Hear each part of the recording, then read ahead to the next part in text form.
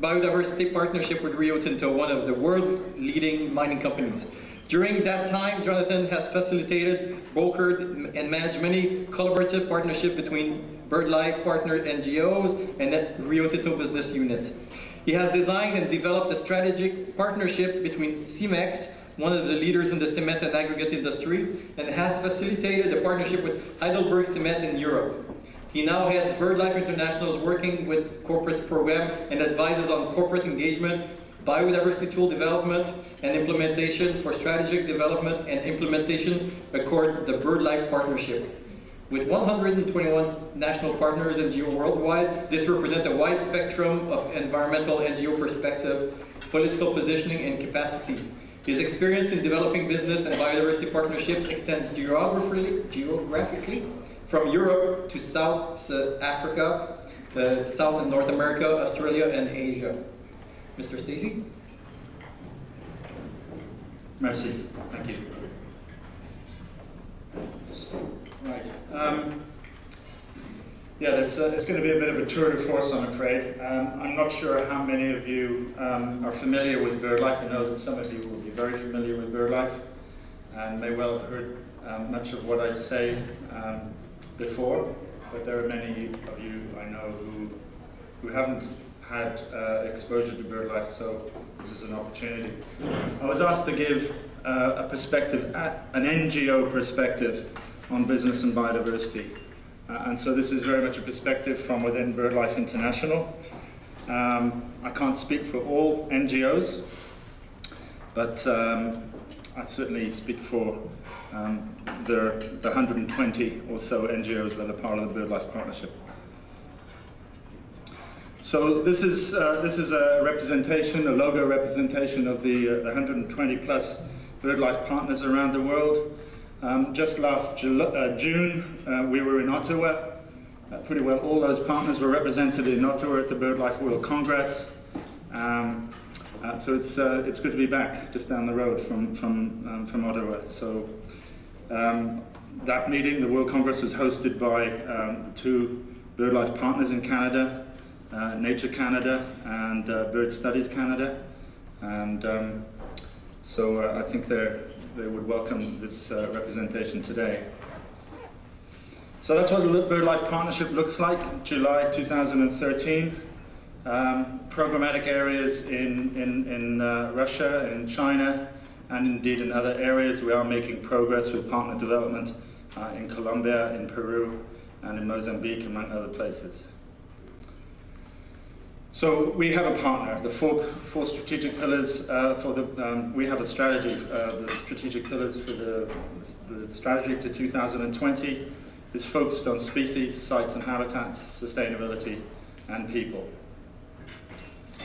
Science sits as a cornerstone of BirdLife International's approach, working with the BirdLife Partnership and informing and defining conservation action. Its governance structure is perhaps quite unusual in that we're a bottom-up organization. It's not a hierarchical situation where the BirdLife Secretariat, who I work with, overlords it over the national partners. It's very much to the contrary. The local and national partners inform through our regional secretariats and to the global secretariat what the issues are. So it's very much a bottom-up approach, which gives us, of course, really good access to grassroots organizations and efforts and issues on the ground that are experiencing a direct exposure interface with development. That's essentially what our strategy looks like. A range of conservation programs informed by partners through the regional priority plans, leading to the strategic objectives covered under those four key headings. So BirdLife and business, well, why engage? I think this photograph I've used a number of times. I think it says a lot. This is in the Pantanal. These isolated mountain ranges in the Pantanal on the border of Bolivia and Brazil that also host incredible iron ore deposits. And what we see here is the background view being converted into the foreground view. That's why we need to engage with business. A polarized, confrontational approach just doesn't work. It just doesn't have a good track record in terms of being effective. And so early in the 2000s, BirdLife committed to actually engaging positively and strategically with the extractive industry sector. And that's sort of my role came in. We've also had to convince BirdLife, the BirdLife partners, that working with business carries great risks, but it's worthwhile. It's not going to destroy BirdLife's credibility to engage with businesses.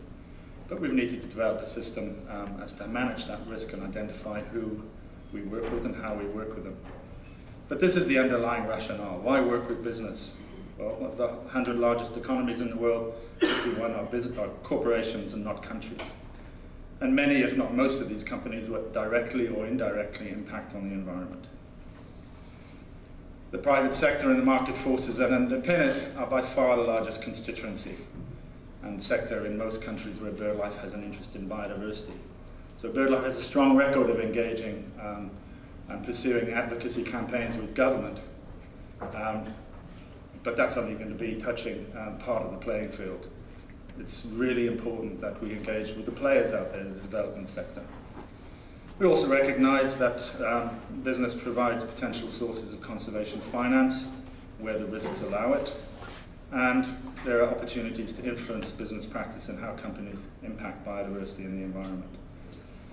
We're pursuing this very much within the context of a sustainable development model where the environment supports society, which uses the economy to sustain itself.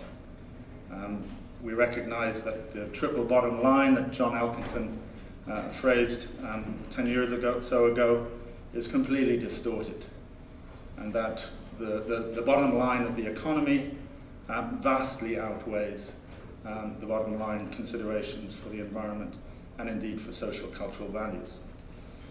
And I think this graphic sort of depicts that. That tiny little P on the far left side of that circle is the $8 billion currently spent on the worldwide protected area network. $8 billion annually. We recognize and have estimated that $80 billion US is the investment needed to protect all of nature. And yet you compare it with other pretty random selections. Agricultural subsidies in OECD nations, $252 billion. Global military spending, $1.753 trillion, and so on. So I think the context is such that we really do need to engage with business. The proportions are untenable for future sustainability, and we need to address this. So a key role is really to persuade BirdLife partners across the partnership network that working with business was worthwhile, and that strategic partnerships were worthwhile even though they're complex and difficult to manage.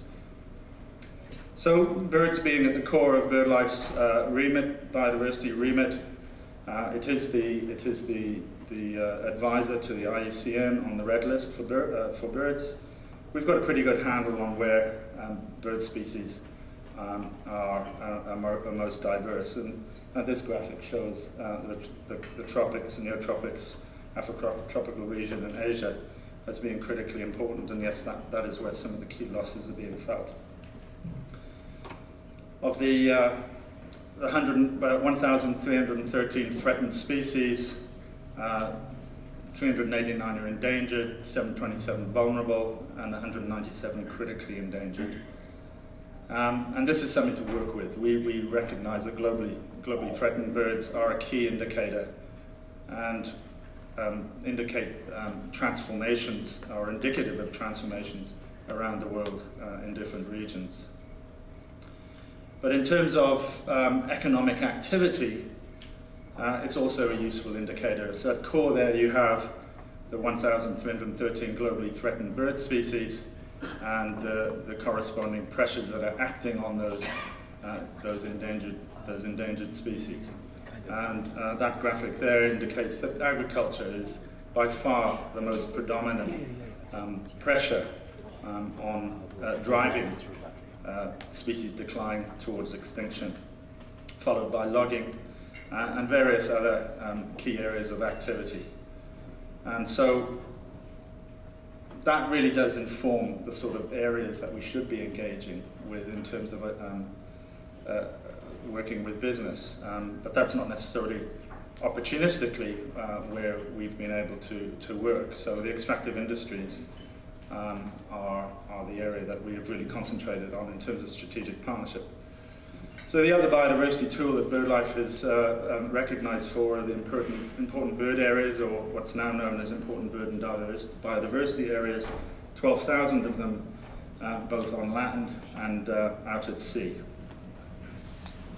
And this is a key data input into high-level risk identification that is now available through the IBAT tool for identifying high-level risk worldwide. And the marine areas are the most recent area of data set that we've developed, the Marine E-Atlas. It's available online, and that will be fed into IBAT in due course. So we're getting a clear area of the areas in the oceans where biodiversity is most at risk, and which areas are most important in terms of not just birds but other species as well.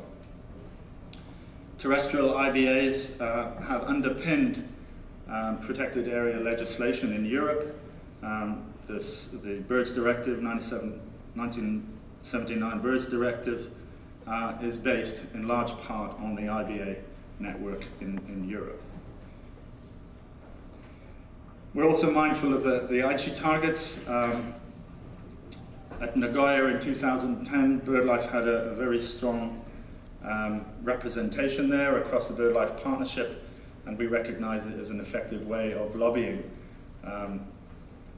the process to secure and embrace wide-ranging targets. So that we've got a clear idea that we can contribute through our strategy on 18 of the 20 of the Aichi targets.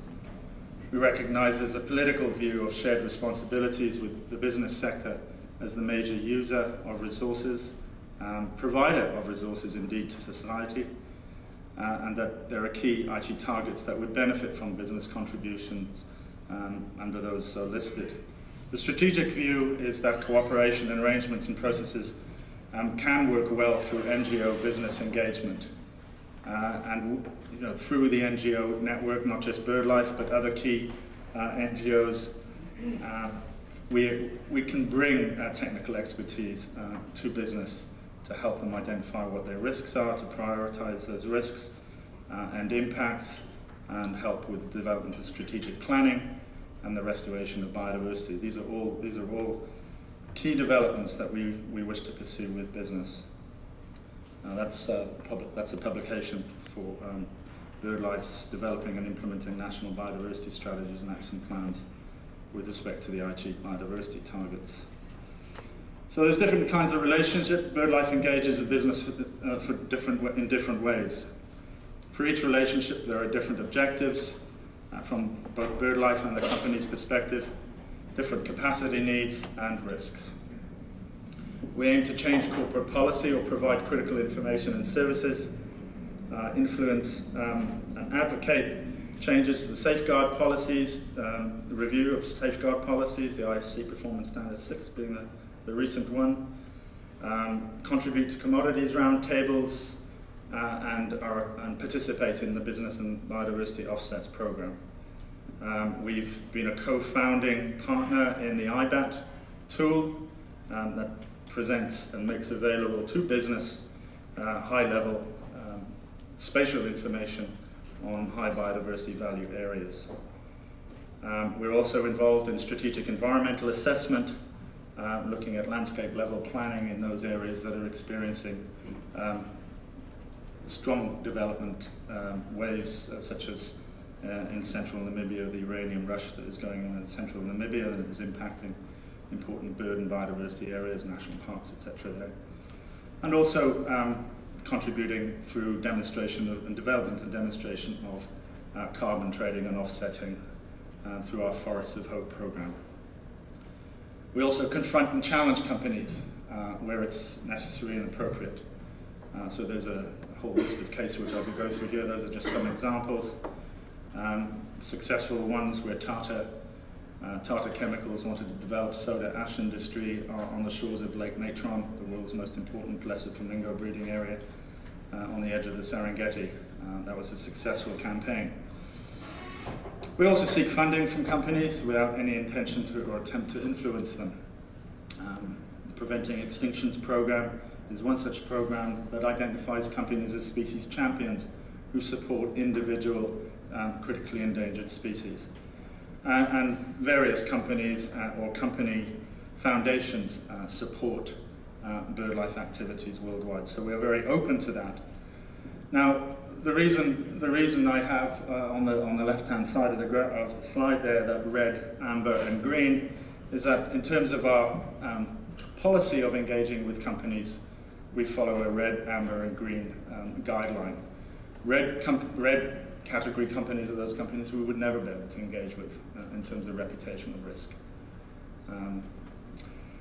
Amber list companies are those companies that are going to be really interesting and worthwhile to engage with. Some of them are going to be deep amber. They carry a lot of environmental risk and potential reputational risk associated with their activities and legacies, but we consider it worthwhile to engage with them because we feel we can contribute to their development, their strategic development in the realm of biodiversity, and make a difference. And then through lower levels of amber into the green. Now the green area are those companies that don't carry a great deal of, they're some way down the supply chain, they don't carry a high degree of reputational risk, and BirdLife might consider them as suitable donors, sponsors. But of course the irony is that what motivates some companies to engage with BirdLife partners and BirdLife itself is a need to address its reputational risk. So those are the key areas. We follow some basic principles. We recognize that whatever, whether it's the preliminary process of engaging with companies is to really sit down and talk about their activities, their interests, and have a scoping exercise. Identify common objectives, from a biodiversity point of view, a symbiotic or mutualistic relationship visioning. To really get into the business of risk identification and management, both in terms of the company itself and for BirdLife.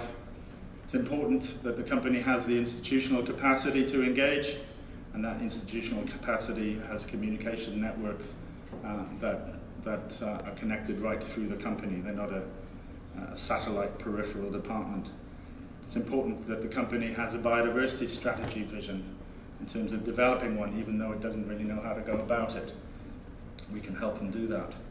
It's important to develop trust in the relationship on a common objective of developing a long-term integration of biodiversity values and planning into the company's practices. And we like to be able to identify those companies we feel that sectoral leadership is important as a motivating factor. This is a summary of the tools: important bird areas, globally threatened species, the ability to undertake proximity analysis, either parallel to the IBAT process or to help initiate an IBAT process, biodiversity action planning, biodiversity offsetting, and also the tool of BirdLife's geographic presence and grassroots presence in countries around the world. We've got three strategic relationships up and running at the moment with 3 extractive companies: Rio Tinto, Heidelberg Cement, and Cemex. The 2 latter being cement and aggregates companies. The Rio Tinto partnership has been going since 2000. It's now into a 3rd phase of 4 years, which should take us to 2016. And really, it started really by developing biodiversity awareness at the operational level. We just got people out there on the ground bird watching, and that was a good relationship building process. And then we brought our tools into play, and now we're concentrating that relationship on important bird areas that carry high-risk issues for Rio Tinto businesses, but also the possibility of businesses supporting flyway-wide conservation action in the Americas, which we've been doing for the last 5 years, and potentially in East Asia or Australasia. And also key forests of hope sites such as Strongambarica in southeast Madagascar. The CEMEX relationship really started off looking at a proximity analysis for their 540 plus operations worldwide, a priority setting exercise that really gave us a clear idea of where the priority high sensitive sites were in relation to IBAs. And then we developed a biodiversity action plan guidance with the company, and that was launched at Nagoya in 2010. We're now implementing biodiversity action plan pilots in a number of different countries through collaborations with BirdLife partners in country, such as Malaysia, Mexico, and Dominican Republic. This is the kind of model we'd like to pursue long-term with companies, where we have that high-level relationship at the corporate level with a company and with BirdLife International, facilitating collaboration at the national level and the local level across our respective organizations, ensuring that there is communication and feedback loops which facilitate an ongoing learning process, improving the health and the effectiveness of the partnership. We recognize there are threats and weaknesses. Multinational corporates are always changing, particularly over the last 5-6 years. Investment in projects are subject to unforeseen change. There are frequently divestments at the operational level, where we've invested years and years of partnership engagement, and there have been many examples of that. There are acquisitions, or the threat of acquisitions leading to major organizational changes, some of them hostile, some of them friendly, but they can actually change, may have big impacts on the relationship. Long-term program development can be influenced by significant personnel changes. You develop relationships with key people in these organizations, and in many cases they might not be around for more than 2 years, and that's quite a challenge. There can be projects or new project developments or issues at the operational level in some of these companies that can be real reputational risk issues for BirdLife. Sometime, somewhere. You have a long-term relationship, it's going to turn up sometime. And there's the issue of power inequity, an everyday reality in the relationship. Even though we're in partnership and encourage a focus on common objectives, we do recognize that we're operating from very different perspectives. And of course, there's a danger in low-level resource organizations and NGOs that a potential resource dependency can develop. But we want to keep expanding, engaging into new development areas, and one of the areas that we're really concerned about is renewable energy and its development and implementation along the Red Sea, the Rift Valley in the Middle East and Africa. We can really help companies identify the risks. We can really help the lenders, the financing bodies who are supporting business development understand what the risks are. We published a Working with Corporates guidance in 2011, categorizing those companies in terms of reputational risk, informing an approach to due diligence through an appropriate consultation process with BirdLife partners worldwide. That guidance is something for the BirdLife Secretariat to use. There's no obligation on BirdLife partners to use it. They have that kind of autonomy, but if they find it valuable, they are free to use it.